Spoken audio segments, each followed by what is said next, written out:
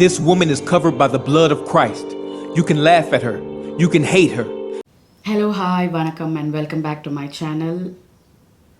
And if you're new here, என் பேரு ரோடா, நான் ஒரு Christian content creator. I make faith-based content for Gen Z and millennial Christians. And thank you for clicking on this video. So all of you, welcome. போன வீடியோவில் வந்து I just explained about Bible read பண்ணுறதுக்கு முன்னாடி நம்ம எப்படி நம்ம mentally prepare ஆகணும், என்ன மாதிரி நம்ம பைபிளை அப்ரோச் பண்ணணும் அப்படின்னு சொல்லிட்டு. Today I'm going to be talking about 3 things you need to know before reading the Bible. 3 விஷயம் பைபிள் வாசிக்கிறதுக்கு முன்னாடி உங்களுக்கு தெரிஞ்சிருக்க வேண்டிய 3 things. ஓகே, நிறைய பேர் வந்து நிறைய விஷயங்கள் சொல்லியிருப்பாங்கல்ல, பைபிளில் இப்படி தான் போட்டிருக்கு, இந்த மாதிரி தான் பைபிளில் சொல்லியிருக்கு, இந்த வசனம் பாரு, இந்த மாதிரி சொல்லியிருக்கு அப்படின்னு சொல்லிட்டு. ப்ளஸ் நம்ம சர்ச்சுக்கு போய் உட்காரும்போது பாஸ்டர் நிறைய விஷயங்கள் பிரசங்கத்தில் சொல்லுவாங்க. பிரசங்கத்தில் சொல்கிற விஷயங்கள் வந்து வசனத்தை வந்து நம்ம கேட்கும்போது, ஓ இந்த வசனம் இதுதான் சொல்லுது போல் அப்படின்னு சொல்லிட்டு. ஒரு எக்ஸாம்பிள் கொடுக்குறேன் நான். பிலிப்பியரில் ஒரு வசனம் இருக்குது தெரியுமா? I can do all things with the help of God who strengthens me. என்னை பலப்படுத்துகிற கிறிஸ்துவினாலே எல்லாவற்றையும் செய்ய எனக்கு பலன் உண்டு அப்படின்னு சொல்லிட்டு. இந்த வசனத்தை வந்து நம்ம நிறைய சிச்சுவேஷன்ஸில் யூஸ் பண்ணுவோம்ல. லைக் ஏதோ ஒரு ஃபனி மீம் ஒன்று நான் பார்த்தேன். அந்த மீம் வந்து எப்படின்னா, ஒரு ஊறுகாவோட பாட்டில் பிக்கிள் ஜாரை வந்து ஓப்பன் பண்ண முடியாமல் கஷ்டப்படுவோம். ஐ கேன் டூ ஆல் திங்ஸ் அப்படின்னு சொல்லிட்டு அவங்க ஓப்பன் பண்ணுற மாதிரி. அப்போ வந்து சொல்லிவிட்டு அதை ஓப்பன் பண்ணுறது மாதிரி, இட்ஸ் நாட் அ மந்த்ரா, அதை சொல்லிவிட்டு நீங்கள் பண்ணுற மாதிரி அப்படின்னு சொல்லிட்டு. ஸோ நிறைய பேர் வந்து இந்த மாதிரி வசனங்களை வந்து நம்ம எடுத்து நிறைய இடங்களில் யூஸ் பண்ணுறது உண்டு. அது மட்டும் இல்லாமல் நிறைய சொல்லுவாங்க கூட, லைக் இந்த மாதிரி இந்த வசனம் இப்படி தான் போட்டிருக்குன்னு. என்னோடய கேஸில் இந்த மாதிரி நிறைய வசனங்கள் நான் கேள்விப்பட்டிருக்கேன். பைபிளில் என்ன போட்டிருக்கு தெரியுமா, இந்த மாதிரி தான் இந்த வசனம் சொல்லியிருக்கு, இந்த வசனம் இப்படி சொல்லுது அப்படின்னு சொல்லிட்டு. நான் போய் அந்த பைபிள் எடுத்துகிட்டு உட்காரும்போது எனக்கு சத்தியமாக அந்த மாதிரிலாம் வந்து தோணவே இல்லை. பைபிள் கம்ப்ளீட்டாக டிஃப்ரெண்ட்டாக வேறு ஏதோ ஒரு விஷயம் சொல்கிற மாதிரி இருக்கே அப்படின்ற மாதிரி. ஒரு எக்ஸாம்பிள் கொடுக்குறேன் நான். இது நான் ஆல்ரெடி சொல்லியிருக்கேன் என்னோடய ஸ்டோரி டைமில். இந்த மாதிரி சர்ச்சில் வந்துட்டு ஒரு சண்டே ஸ்கூல் படிக்கும்போது இந்த பார்லர் போயிட்டு ஐப்ரோஸ்லாம் ரிமூவ் பண்ணுறாங்க அப்படின்னு சொல்லிட்டு ரொம்ப ஸ்ட்ரிக்டாக ஒரு ரூல் கொண்டு வந்தாங்க. இப்போயுமே வந்து நிறைய பெண்டகாஸ்டல் சர்ச்சஸில் இது இருக்குது. அவங்க சொல்கிற ஒரு விஷயம் வந்து லேவியராகமமில் போட்டிருக்கு, உபாகமமில் போட்டிருக்கு, உன்னுடைய புருவத்திற்கு இடையில் இருக்கிற இதை வந்து நீ சிரைக்கக்கூடாது அப்படி இப்படின்னு சொல்லிட்டு. See, and when I went and was reading the Bible, completely Bible was telling something very different. அங்கே வந்து செத்தவர்களுக்காக உங்களுடைய சரீரத்தை கீறி கொள்ளாமலும், செத்தவர்களுக்காக டாட்டூ போடக்கூடாது அப்படின்றதுக்கும் இந்த ஒரு வசனத்தை யூஸ் பண்ணுவாங்க. பைபிளில் போட்டிருக்கு. எங்கே போட்டிருக்கு தெரியுமா? இங்கே இந்த இடத்துல வந்து சரீரத்தில் வந்து எந்த ஒரு கீறி கொள்ளக்கூடாது. இங்கிலீஷ் பைபிளில் டாட்டூன்ற வார்த்தை இருக்குது. ஸோ இது எல்லாமே வந்துட்டு எடுத்து அவங்க வந்து ரொம்ப ஆணித்தரமாக இதுதான் பைபிள் சொல்லுது அப்படின்னு சொல்லும்போது, நான் பைபிள் எடுத்து உட்காரும்போது எனக்கு அந்த மாதிரி இல்லையே, பைபிள் அந்த ஒரு கான்டெக்ஸ்டில் சொல்லலையே. இந்த இடத்துல என்ன சொல்லியிருக்குன்னா, செத்தவங்களுக்காக உங்கள் உடம்புல கீறிக்காதீங்க, செத்தவங்களுக்காக நீங்கள் புருவத்தை எடுக்கிறது, இதெல்லாம் ஒரு ட்ரெடிஷனாக அவங்களோட கலாச்சாரத்தில் இருந்தது. செத்துட்டாங்கன்னா புருவத்தை எடுக்கிறது. ஜூயிஷ் கலாச்சாரத்தில் தெர் இஸ், ஐ திங்க் நான் ஒரு சீரீஸ் பார்த்தேன். அந்த சீரீஸில் வந்து they were talking about how Jews மேரேஜ்க்கு முன்னாடி ஒரு விமன் எப்படி அவங்கள ப்ரிப்பேர் பண்ணுவாங்க. அவங்க ஃபுல்லாக மொட்டை அடித்து புருவத்தெல்லாம் எடுத்து அந்த மாதிரி ரொம்ப ஒரு டிஃப்ரெண்ட்டான ஒரு கல்ச்சர். அங்கே சொல்லப்பட்ட அந்த கல்ச்சரில் சொல்லப்பட்ட ஒரு விஷயத்தை எடுத்துகிட்டு வந்து நீங்கள் எந்த ஒரு விஷயத்துக்காக கனெக்ட் பண்ணுறீங்க அப்படின்னு சொல்லிட்டு எனக்குள்ளே ஒரு கேள்வி வர ஆரம்பிச்சிது. அதே மாதிரி நான் செமினரி போக ஆரம்பித்ததுக்கப்புறமும் பைபிள் காலேஜில் ஒவ்வொரு விஷயத்த சொல்லிக் கொடுக்கும்போது, இல்லையே சர்ச்சஸில் இந்த மாதிரி சொல்லிக் கொடுக்கலையே எங்களுக்கு அப்படின்ற மாதிரி எனக்கு யோசிக்க ஆரம்பித்தேன் நான். அப்புறமா தான் வந்து பைபிள் சரியாக தெரியாதனால தான் தேவையில்லாத நிறைய விஷயங்களை வந்து நம்ம இங்கே பெருசாக பேசிட்டு தேவையான விஷயத்த நம்ம விட்டுடுறோம். Which is very very helpful for the Satan. நம்ம வந்து ஆக்சுவலி சாத்தானுக்கு ஹெல்ப் பண்ணிகிட்ருக்கோம். அவன் வந்து இது மாதிரி விஷயத்த ஃபோக்கஸ் பண்ணிவிட்டு, நீ இது போடாத, நீ இப்படி பண்ணாத, நீ இது செய்யாதன்ற விஷயத்த ஃபோக்கஸ் பண்ணிவிட்டு, எதை ஃபோக்கஸ் பண்ணணுமோ அதை பண்ண விடாமல் ஆக்குறதுல அவனுடைய திட்டமோ தீர்மானமோ நிறைவேறிட்டு இருக்குன்னு வச்சுக்கோங்களேன். ஸோ அந்த ஒரு காரணத்தினால தான் நான் சொல்கிற விஷயமா இருந்தாலும் உடனே இவங்க சொல்லிட்டாங்கன்னு நீங்கள் அதை ஏற்றுக்கோங்கன்னு நான் சொல்லவே மாட்டேன்.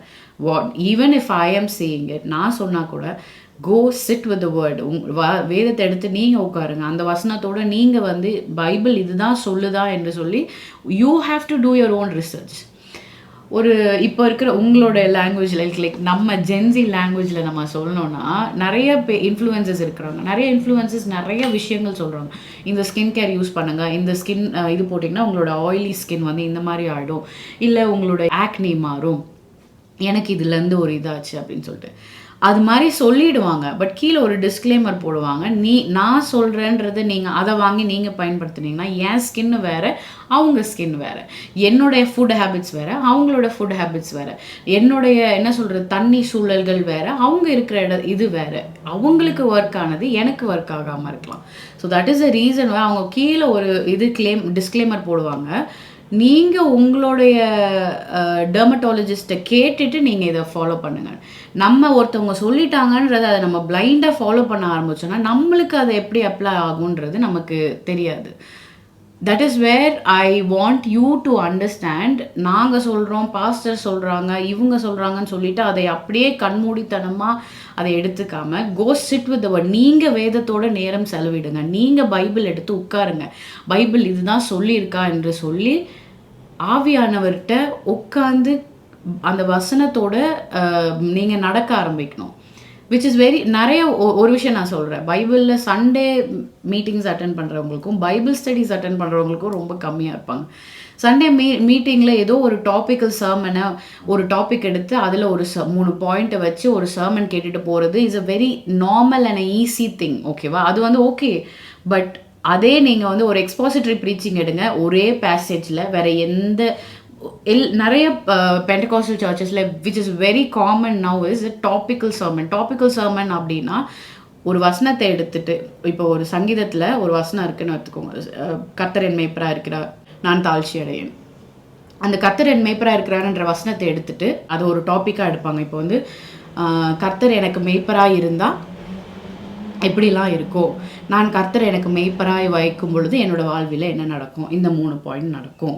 இல்லை இந்த மாதிரி பைபிளில் தேவன் மெய்ப்பராய் இருந்தவங்கள இப்படி கர்த்தர் யாருக்கெல்லாம் மெய்ப்பராய் இருந்தார் அப்படின்னு ஒரு 3 பாயிண்ட். ஸோ இந்த டாபிக்கல் சர்மனில் நம்ம ரொம்ப ட்ரெயின் ஆகிட்டோன்றனால அந்த விட வித்தியாசமாக வேறு யாராவது ஒருத்தர் வந்து வசனத்தில் நிற்கிற மாதிரி பேசினா கூட நமக்கு போர் அடிக்கிற மாதிரி ஆகிடும். பட் எக்ஸ்பாசிட்டரி ப்ரீச்சிங் அப்படின்னும் போது ஒரு வசனமாக இருந்தாலும் ஒரு பேசேஜாக இருந்தாலும் ஒரு அந்த பேசேஜிலே நிற்பாங்க, அங்கே இருக்கிற கான்டெக்ட்ல அதுக்கு முந்தின வசனம் என்ன சொல்லுது, அதுக்கு அடுத்த வசனம் என்ன சொல்லுது அப்படின்னு சொல்லிட்டு எக்ஸ்பிளைன் பண்ணி பேசுகிறதா வந்து எக்ஸ்பாசிட்டரி சர்மன். ஸோ இந்த மாதிரி சர்மன் கேட்குறதும் இந்த மாதிரி ப்ரீச் பண்ணுறதும் ரொம்ப ரொம்ப கம்மி தமிழ் சர்க்கிளில் என்ன கேட்டிங்கன்னா. இப்போ இப்படி இருக்கிற சூழ்நிலையில் பைபிள் தெரியாமல் நம்ம போய் ஒரு டாபிக்கல் சர்மனில் உட்காந்தோன்னா கண்டிப்பாக அவங்க சொல்கிறது தான் கரெக்டுன்னு நம்ம எடுத்துகிட்டு நம்ம பாட்டுக்கு போயிடுவோம். நீங்கள் வேதத்தோட நேரம் செலவிடும் போது ஆவியானவர் உங்களுடைய கண்ணை திறந்து உங்களுக்கு காரியங்களை வெளிப்படுத்தும் போது நீங்கள் அதெல்லாம் கற்றுக்க ஆரம்பிக்கும் போது நீங்களே வந்து இது சரியாக சொல்லப்படுதா, இது பாஸ்டர் வந்து ஆவியில் பேசுகிறாரா இல்லை மாம்சத்துல இருந்து ஸ்டேஜில் பேசுகிறாங்களா, அவங்களுடைய என்ன சொல்கிறது வன்மத்தையோ தேவையில்லாத காரியத்தையோ சபையில் நடக்கிற இதையோ ஒன்றை பேசணுன்றதுக்காக சொல்கிறாங்களா அப்படின்றத பகுத்தறிகிற ஒரு ஆவியை தேவன் உங்களுக்கு கொஞ்சம் கொஞ்சமாக கொண்டு வருவார். இது எங்கேருந்து ஆரம்பிக்கும்னா வசனம் அறிய தான் இது ஆரம்பிக்கும். இதனால தான் பைபிள் படிக்கிறதுக்கு இவ்வளோ முக்கியத்துவம் கொடுங்க, அது ரொம்ப முக்கியன்றது நான் இப்போ வந்து ஒரு இன்ட்ரோவாக சொல்லிட்டேன். பைபிள் வாசிக்கிறதுக்கு முன்னாடி 3 விஷயம் நீங்கள் தெரிஞ்சுக்கணும். நான் இன்னும் சில பேர் எனக்கு தெரியும், பைபிள் நான் வாசிக்கிறேன் எனக்கு ஒன்றுமே புரிய மாட்டேங்குது அப்படின்னு சொல்லிட்டு. பைபிளில் வந்து நம்ம வந்துட்டு ஏதோ ஒரு ஓகே பைபிள் வாசிக்கணும் அப்படின்னு நீங்கள் தயவு செஞ்சு போய் உட்காராதீங்க. பைபிள் எடுத்து உட்காரும் பொழுது ஆவியானவரே என் கண்களை திறந்து எனக்கு இங்கே நான் வாசிக்க போகிற காரியத்தை எனக்கு வெளிப்படுத்தி தாங்கன்னு நீங்கள் கேட்கணும்னு சொல்லி போன வீடியோவில் நான் சொன்னேன். இந்த வீடியோவில் பைபிள் வாசிக்கிறதுக்கு முன்னாடி நீங்கள் தெரிஞ்சுக்க வேண்டிய விஷயங்கள். நம்பர் 1 பார்த்தீங்கன்னா பைபிளில் நிறைய ஜான்ரா இருக்குது. ஜான்ராவா அப்படின்னா என்னம்மா அப்படின்னு கேட்டிங்கன்னா, இப்போ ஒரு மூவி எடுத்துக்கோங்களேன். மூவி பார்க்க போகிறீங்க அப்படின்னா அந்த மூவியில் வந்து இது என்ன ஜான்ரா, காமெடி படமா இல்லை ரொமான்ஸ் படமா இல்லை இது என்ன படம் அப்படின்ற மாதிரி ஒரு இது கேள்வி வருது இல்லை. அதுக்கு வந்து இது காமெடி மூவி, இது வந்து பேய் படம் ஹாரர் மூவி அப்படின்னு சொல்லுவாங்க தெரியுமா. அதுதான் ஜான்ரா. இது வந்து ஆல்ரெடி உங்களுக்கு தெரிய போது இந்த ஜான்ரால தான் இந்த மூவி இருக்க போகுதுன்னு சொல்லிட்டு நீங்கள் பார்க்க போகிறீங்க. அந்த மாதிரி பைபிளில் டிஃப்ரெண்ட் ஜான்ரா இருக்குது. நரேட்டிவ் கதை வடிவில் எழுதப்பட்ட புத்தகங்கள் இருக்குது. போயட்ரினா வந்து ஐயோ தமிழில் என்ன சொல்லுவாங்க போயட்ரிக்கு, பாடல் வடிவில் இல்லை வந்து ரொம்ப கவிதை வடிவில் எழுதப்பட்ட அது புக்கெலாம் பார்த்திங்கன்னா சங்கீதத்தை வந்து அதிகாரம்னே சொல்லக்கூடாது அப்படின்னு எங்கள் ஹஸ்பண்ட் அடிக்கடி சொல்லிகிட்டே இருப்பார். யூ ஷுடன் சே பைபிளில் சங்கீதம் 1ஆம் அதிகாரம் அப்படின்னு நீங்கள் சொல்லவே கூடாது. சங்கீதம் 1ஆம் பாடல் 25ஆம் பாடல் அப்படின்னு தான் வந்து அந்த காலத்தில் எழுதப்பட்டது. சங்கீதம் அப்படின்னா பாட்டு அப்படின்றது. தமிழில் சங்கீதம்னா அதானே அப்படின்ற விஷயம். சங்கீதம் 1, சங்கீதம் 2 அப்படி தான் சொல்லணுமே தவிர சங்கீதம் அதிகாரம் 1 நம்ம சொல்லக்கூடாது அப்படின்னு சொல்லுவாங்க. ஸோ பைபிளில் டிஃப்ரெண்ட் ஜான்ராஸ் இருக்குது. விஸ்டம் லிட்ரேச்சர் அப்படின்னு ஒன்று இருக்குது. விஸ்டம்னா ஞான புத்தகங்கள், ஞானத்தை உபதேசிக்கிற புத்தகங்கள் அப்படின்னு சொல்லிட்டு புத்தகங்கள் இருக்குது. So you need to understand ஒரு புக்கை வாசிக்கிறதுக்கு முன்னாடி இது என்ன ஜான்ராவில் இருக்குது. நம்மளுக்கு இருக்கிற ஒரு பெரிய பிளெஸ்ஸிங் என்னென்னா நம்ம கையில் வந்து எல்லாமே நம்ம கையில் ஆல்ரெடி இருக்குது. நம்மளோட ப்ரீவியஸ் ஜெனரேஷனுக்கு இந்த ஆக்சஸ் இல்லாமல் இருந்திருக்கலாம். அதனால அவங்க வந்து மிஸ்டேக்ஸை வந்து ஆண்டவர் வந்து ஓகேன்னு அலோவ் பண்ணி விட்டுருக்கலாம். பட் நமக்கு அப்படி கிடையாது. You have every thing in your finger tips.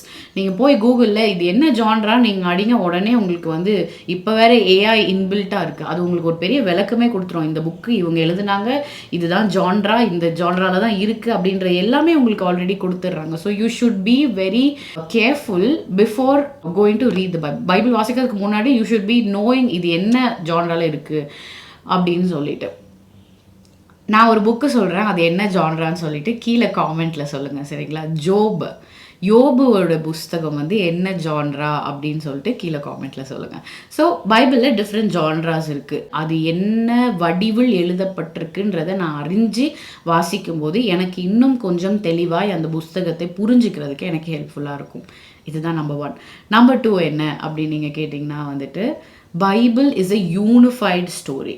ஒரு புத்தகத்தை எடுத்து நீங்கள் வாசிச்சிங்கன்னா அந்த புத்தகம் வந்து இன்னொரு ஒரு புத்தகத்தை நீங்கள் வாசிக்கும் போது இட் ஆல் பி கனெக்டட். 66 புத்தகங்கள் 40 வெவ்வேறு எழுத்தாளர்களால் எழுதப்பட்டு இருந்தாலும் ஆவியானவரால் இன்ஸ்பயர் ஆகி எழுதப்பட்ட ஒரு விஷயம். நீங்கள் ஆதியாகமம் முதல் 3ஆவது அதிகாரத்திலே நீங்கள் ஏசப்பாவோட மெஸ்ஸாயாவை குறித்த ஒரு காரியத்தை அங்கே மென்ஷன் பண்ணியிருப்பாங்க. உன்னோட கர்ப்பத்திலேருந்து ஒரு வித்து வரும் அப்படின்ற ஒரு விஷயம். இட் இஸ் யாரை குறிக்குது? ஏசு கிறிஸ்துவை குறிக்குது. So Bible is a unified story.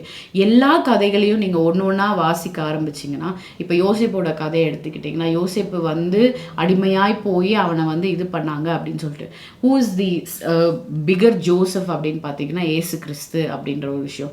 மோசே வந்து இஸ்ரவேல் ஜனங்களை நடத்தணும். Who is the figure Moses அப்படின்னு பார்த்தீங்கன்னா Yesu Kristu. So every single thing will point to Jesus Christ.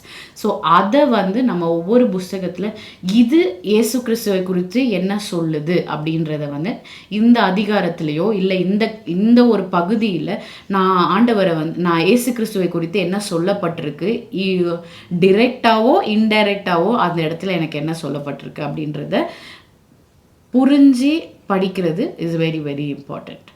நல்லா தெரிஞ்சுக்கோங்க, you are not the centre. நிறைய பேர் வந்து வசனம் வாசிக்கும் போது எனக்கு என்ன இந்த வசனத்தில் இருந்து அப்படின்ற மைண்ட் செட்டில் தான் போய் உட்காருவீங்க.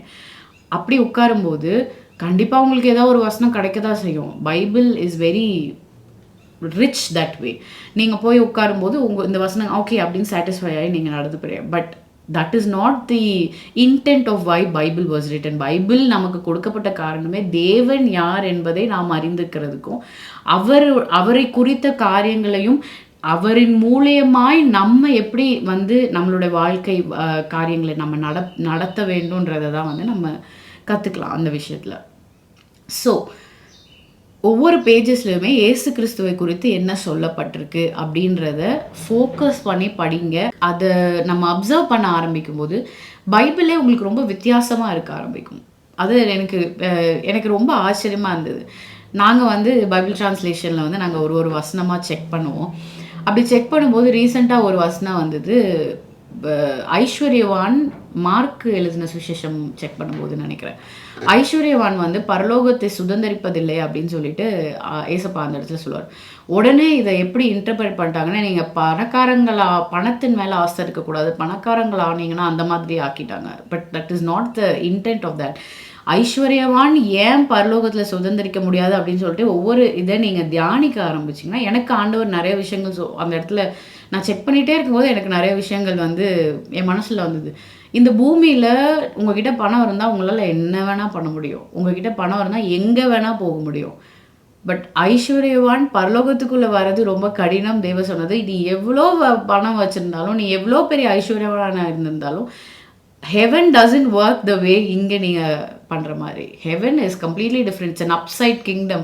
அங்கே வந்து ஆவியில் எளிமை உள்ளவர்களும் லைக் ரொம்ப புவர் இன் த ஸ்பிரிட், அவங்களுக்கு தான் முதல்ல வந்துட்டு முக்கியத்துவம் அப்படின்னு சொல்லிட்டு. அப்போ இந்த பூமியில் எதெல்லாம் டாப்பில் இருக்குதோ அதெல்லாம் அங்கே வந்து it's not even a matter அப்படின்ற மாதிரி ஒரு விஷயத்த அங்கே ஆண்டவர் சொல்ல வராரு.